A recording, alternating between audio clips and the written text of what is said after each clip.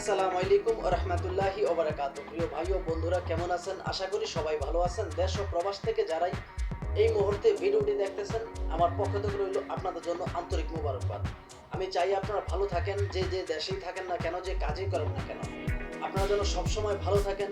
আল্লাহ তাআলা রব্বুল আলামিনের কাছে এই প্রার্থনাই করি, প্রিয় মালিক যেন আমার দেশ এবং প্রবাসের ভাইদেরকে সবসময় সর্বদা ভালো রাখে। তো প্রতিদিনের মতো আজকে আবার চলে আসলাম নতুন একটা ভিডিও নিয়ে, যে ভিডিওতে আমি আপনাদেরকে আসলে এমন একটা প্রসেস দেখিয়ে দিব, যে প্রসেসে আসলে পর্দাশীল মেয়ে আপনারা বিয়ে করতে পারবেন। মেয়েটা যদিও মাদ্রাসায় লেখাপড়া করছে, সে আসলে খুবই পর্দাশীল এবং সে নামাজ কালাম পড়ে, 5 ওয়াক্ত নামাজ পড়ে, রোজা রাখে। সে এখন চাচ্ছে যে আসলে পরোজগারী একজন মানুষকে বিয়ে করতে। যদিও আসলে তার বাড়ি হচ্ছে রংপুরে, সে আসলে থাকে হচ্ছে আপনার মিরপুর 14 নম্বরে। এই মেয়েটা দেখতে শুনতে খুবই পর্দাশীল, খুবই ভালো মনের মানুষ।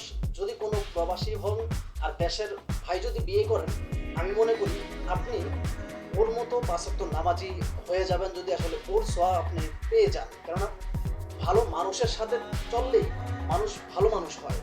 আপনি কখনোই খারাপ মানুষের সাথে চলে ভালো মানুষ হতে পারবেন না। একমাত্র ভালো মানুষের সাথে চললেই আপনি ভালো মানুষ হতে পারবেন। ঠিক তেমনি যদি এই আপুটাকে বিয়ে করেন, তাহলে আমি মনে করি যে আসলে আপনিও একজন ফরজগারী মানুষ হয়ে যাবেন। আপনারা ভিডিওটা একটু খেয়াল করেন যে আসলে পর্দাশীল আপুটা কি বলেন।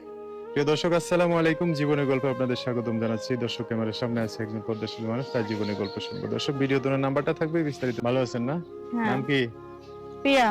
পরিবারে মা আছে আর একটা ছোট ভাই আছে। বাবা বিয়া করে চলে গেছে, খোঁজ খবর নেয় না। এখন আমি থাকি রংপুর। আমার দেশের বাড়ি রংপুর, আমি থাকি মিরপুর 14 নম্বর। ওইখানে মানুষের বাড়ি কাম করি, দেশের বাড়ি থেকে তার মানুষের বাড়ির কাছে যাওয়া যায় না, তাহলে মানুষে কি বলবে। তাই এখন আমি মিরপুর 14 নম্বরে এসে মানুষের বাড়ি কাজ কাম করি, সেলাই মেশিন এর কাজ জানি, পার্লারের কাজ জানি। ভিডিওতে আসছি যে একটা সুন্দর মনের মানুষ যদি আমার পাশে থাকে, সারাটা জীবন যে সুখে দুঃখে সারাটা জীবন যেন আমার পাশে থাকবে, আমার দায়িত্ব নেবে। নামাজ কালাম পড়ি, চাই না যে অন্য যেন কোনো খারাপ মানুষ আমার ফোন দেখ। আমি চাই যে আমার মতো সে পর্দাশালী সেরকম একটা মানুষ এক ফোন দেখ, তার সঙ্গে আমি যোগাযোগ করি, কথা বলি। আশা করি আপনারা ওর পুরো ভিডিওটি খেয়াল করছেন।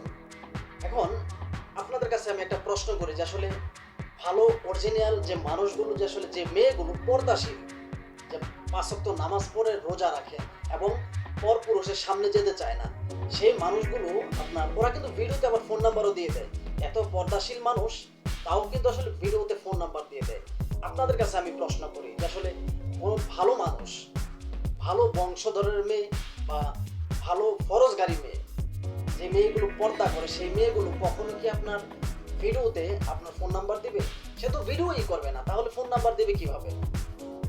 ভালো মেয়েরা কখনো ভিডিও করে না। যে সমস্ত মেয়েগুলো যে আসলে ইমো ফ্রিল্যান্সিং এ অতীতে জব করছে, অডিও কল 500, ভিডিও কল 1000, সেই মেয়েগুলোই এই সমস্ত কার্যগুলো করে। এখন তো আসলে এই ইমো ফ্রিল্যান্সিং এর জব বেশি একটা আসলে পপুলার না, যে আসলে মানুষ এখন আর দেখে না। এই জন্যই আসলে এক একটা সময় এক একটা ভেষ ধরে ভিডিওগুলো করে। কখনো সালোয়ার কামিজ পরে, কখনো আসলে থ্রি পিস পরে, কখনো বোরকা পরে, কখনো মাস্ক পরে, কখনো আসলে শাড়ি পরে। এক একটা সময় এক একভাবে নিজেকে ক্যামেরার সামনে প্রেজেন্ট করে, মানুষ যেন বুঝতে না পারে যে একই মেয়ে যে আসলে এক একভাবে নিজেকে উপস্থাপন করছে। এবং কি ওরা কখনোই যে আসলে নিজের সত্য পরিচয়টা দেয় না। ওদের নিজের সত্য পরিচয়টা কখনোই দেয় না কোনো ভিডিওতে। কারণ যদি দেখা গেছে আপনার কাছে সত্য পরিচয়টা দিল, এখন আপনি ওর সাথে কথা বললেন, কথা বলার পরে আপনার কাছ থেকে ভালো অ্যামাউন্টের একটা টাকা আপনার কাছ থেকে নিয়ে আপনাকে ব্লক করে দিল, আপনি তো ওকে আর খুঁজে পাবেন না। এখন যদি ওর সত্য পরিচয় দেয়, তাহলে তো নিশ্চয়ই আপনি এই পরিচয় ধরেই কিন্তু আপনি ওকে খুঁজে পাবেন। আর ওরা চায় যে আসলে লাঠিও ভাঙবে না, সাপও মরবে। ওরা চায় এমন মানুষ। আর যে সমস্ত মানুষগুলো এই প্রতিবেদন নামে ডিজিটাল যে ভিডিওগুলো, সেই ভিডিওগুলোর সাথে অনেক বহু মানুষ পরিচিত। প্রত্যেকটা মানুষ কিন্তু চায় যে আসলে তার একটা গার্লফ্রেন্ড কিংবা একটা লাইফ পার্টনার সুন্দরী হোক। এটা আসলে দোষের কিছু না, এটা প্রত্যেকটা মানুষই চায়। আমিও চাই, আপনিও চান, চাওয়া কিন্তু আসলে দোষ না। কিন্তু আপনাকে বুঝে নিতে হবে যে আসলে নদীর পানি খোলা ভালো, জাতের মেয়ে কালো ভালো। আপনি একটা কালো মেয়েকে বিয়ে করবেন, আমি মনে করি আপনার জীবনটা মধুময় হবে। কিন্তু আপনি যখন আসলে সুন্দরের চিন্তা করেন, সানি লিওনও কিন্তু সুন্দর, সানি লিওনও কিন্তু মাঝে মধ্যে বোরকা পরে, এবং মিয়া খলিফাও কিন্তু মাঝে মধ্যে আপনার বোরকা পরে। কিন্তু সুন্দর, তাই বলি কি ওদেরকে বিয়ে করা যাবে? কখনোই না। আপনারা একটা কথা মনে রাখবেন যে আসলে ভালো মেয়ে কখনো আসলে অনলাইনে ভিডিও করে না, ভালো মেয়ে কখনো আসলে এই প্রতিবেদন নামে ডিজিটাল ভিক্ষার সাথে নিজেকে জড়াবে না। আর এই সমস্ত কাজগুলো করতে কিন্তু একমাত্র সাহায্য করে ওদের যে হাজবেন্ডগুলো আছে না, ওদের হাজবেন্ডগুলোই কিন্তু সাহায্য করে। দ্বিতীয় সাহায্য করে যে ইউটিউবারগুলো আছে সেই ইউটিউবার।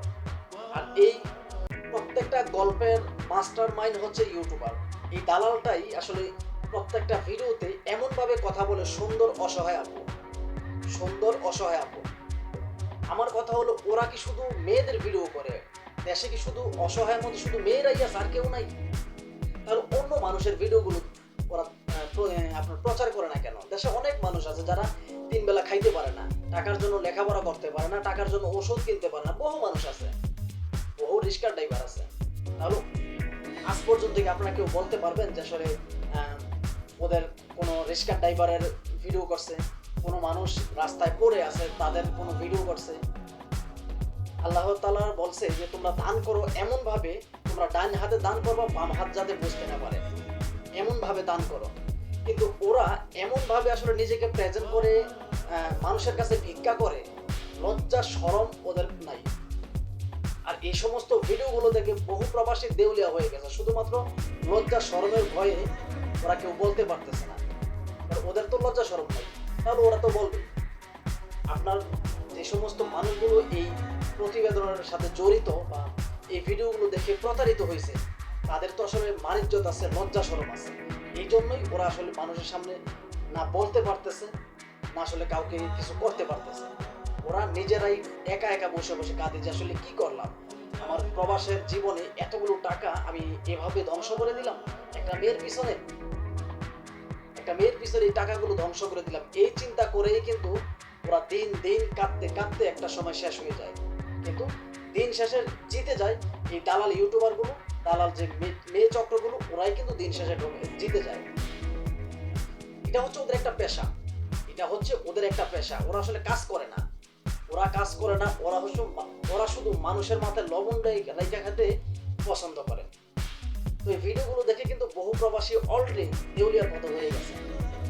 ভবিষ্যতে যাতে এরকম এই সমস্ত 12 ভাতারিদের ফাঁদে পড়ে কোনো প্রবাসী ভাই কিংবা দেশের ভাই যাতে দেউলিয়া না হয়, আমি সেই প্রত্যাশাই করি আপনাদের কাছে। তো যাই হোক, এই ভিডিওটি আসলে কাউকে উদ্দেশ্য করে বানানো হয় নাই, শুধুমাত্র সতর্কমূলক ভিডিও। প্লিজ কেউ খারাপ মন্তব্য করবেন না। ভিডিওটি ভালো লাগলে লাইক, কমেন্ট, শেয়ার এবং চ্যানেলটি সাবস্ক্রাইব করে আপনাদের পাশে থাকার সুযোগ দিবেন। যদি ভিডিওটি ফেসবুক পেজ থেকে দেখে থাকেন তাহলে আশা করি ভিডিওটি পেজটি ফলো করতে ভুল করবেন না, কারণ প্রত্যেক দিন আমাদের ফেসবুক পেজ, ইউটিউব চ্যানেল দুটাতেই নতুন নতুন ভিডিও আপলোড দেওয়া হয়। এমনও হতে পারে আপনার একটা শেয়ারে আরেকটা মানুষ দেখে একটু হলেও সচেতন হলো, নিশ্চয়ই হতে পারে, 100% গ্যারান্টি। যাই হোক, ভালো থাকবেন, সুস্থ থাকবেন, খোদা হাফেজ।